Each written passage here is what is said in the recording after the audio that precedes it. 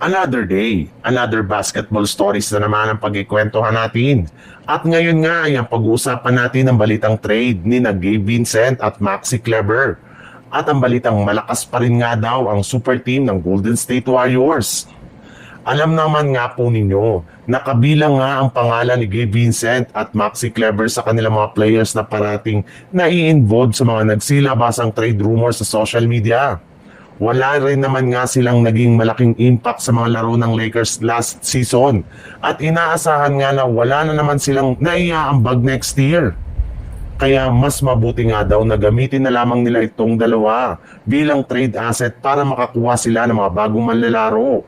Pero ayon rin naman nga sa ikinumpirma ni Trevor Lane ng Lakers Station, naniniwala nga daw ang kanilang front office na nararapat nilang bigyan sina Gabe Vincent at Maxi Kleber ng second chance para makabawi sa team at mapatunayan na kaya nila magkaroon ng malaking impact sa kanilang mga laro.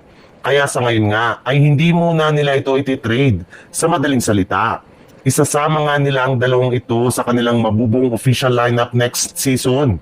Ngunit kung sakasakali man nga na mabigo na naman sila na magkaroon ng magagandang game at mag-struggle na naman ang mga ito ay hindi na nga magdadalawang isip pa ang Lakers na i-trade sina Gabe at Maxi Kleber sa darating na trade deadline sa February next year.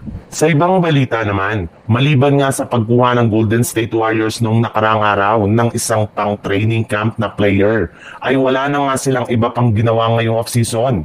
Kaya marami na nga sa mga fans ang upset na sa kanilang mismong front office. Subalit, sa kabila nga niyan, ay may ilan pa rin nga sa mga kanilang miyembro ang mananatiling malaki ang tiwala sa Golden State Warriors.